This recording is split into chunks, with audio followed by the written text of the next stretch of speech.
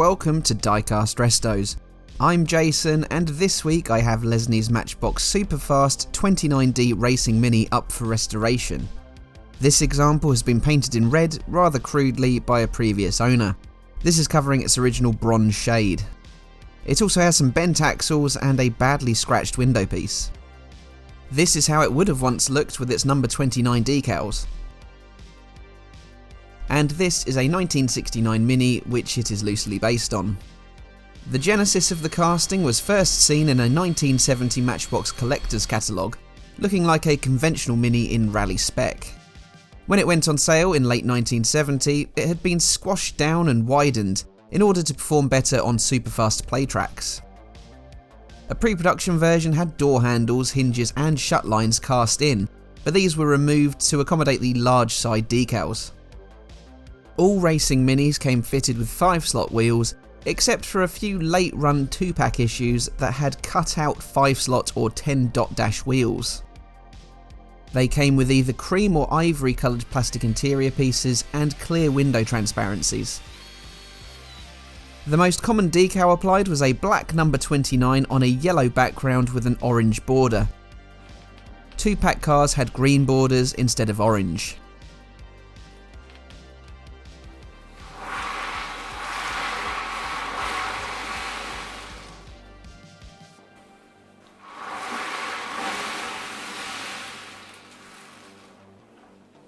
Some short-run 2-pack Minis had circular number 3 decals fitted, or the RAF roundel usually attached to the side of the 1975 to 1982 14E Mini Haha.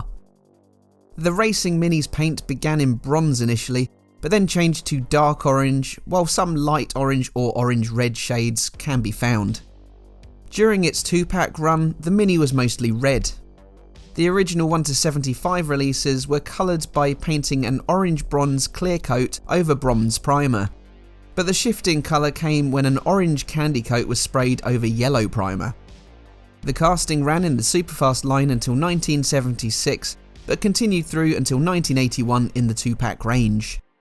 It is based on a 1969 Mark II Mini. The original Sir Alec Isigonis designed Mark I had taken the world by storm, having been unveiled in 1959. While produced by the British Motor Corporation, it was marketed as both an Austin and a Morris. Variations and facelifts were also sold under the Innocenti, Riley and Wolseley brands. The Mark II featured a redesigned grille, a larger rear window, and a number of other cosmetic changes. It was introduced in 1967, the year prior to BMC's merger with Leyland Motors. Under British Leyland ownership, the Mark II continued to be sold as either the Austin Mini or Morris Mini Minor. However, just 2 years following its introduction, the Mark III came along with a raft of alterations, including larger doors with concealed hinges and the sliding windows being replaced with wind-up ones. To replicate the shade of the racing Mini, I could have just taken the simple step of coating it in Tamiya's PS14 copper and called it done. But I opted to take a different route, combining my clear colours. First I sprayed it with grey primer, as usual, followed by a coat of gloss aluminium. Then I have given it a coat of clear orange.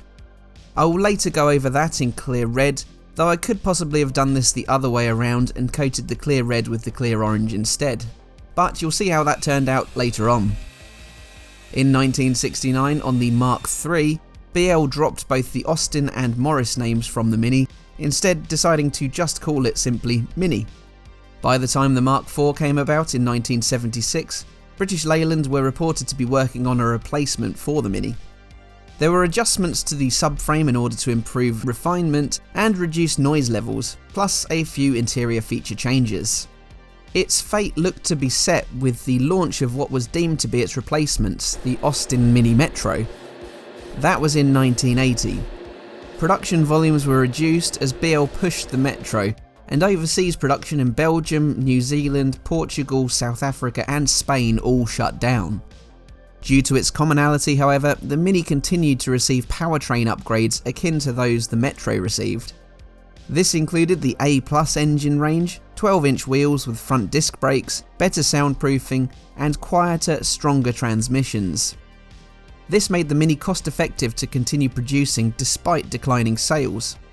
As such, with the Mini hitting 25 years of production in 1984, a series of special editions were released with the Mark V.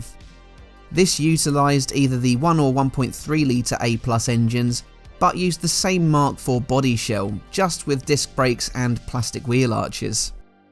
The marketing of the Mark V worked wonders, promoting it as a cheap-to-run city car. This resulted in sales actually increasing in the mid-80s. The Austin Rover Group, successors to British Leyland, decided to keep the Mini in production for as long as it was viable to do so. In 1990, the Mark VI launched, now the only car receiving the A-Series engine. These modernised Minis received only the 1275cc unit. By 1996, the final generation of Mini went on sale, again featuring a number of changes. The engine had twin-point injection and a front-mounted radiator. A full-width dashboard now replaced the shelf it once had, and it even had a driver's side airbag. It was sold as either the 1.3i or the Mini Cooper. After 41 years of production, the Mini was no more in 2000. With it went the A-Series engine. The Metro, the car the Mini was meant to be replaced by, had been discontinued 2.5 years earlier. Well, I certainly had to do some cramming to squeeze in 41 years of the OG Mini history into less than 4 minutes. I'm exhausted after that. But at least I've timed this fairly well. Right, here then is how this 29D racing Mini looked. The body, some of the windows and some of the wheels had been coated in red. The axles were bent out of shape while the windscreen had been badly scratched. I spent ages trying to rectify that, but it looks like I'll need a repro to be fully satisfied with it.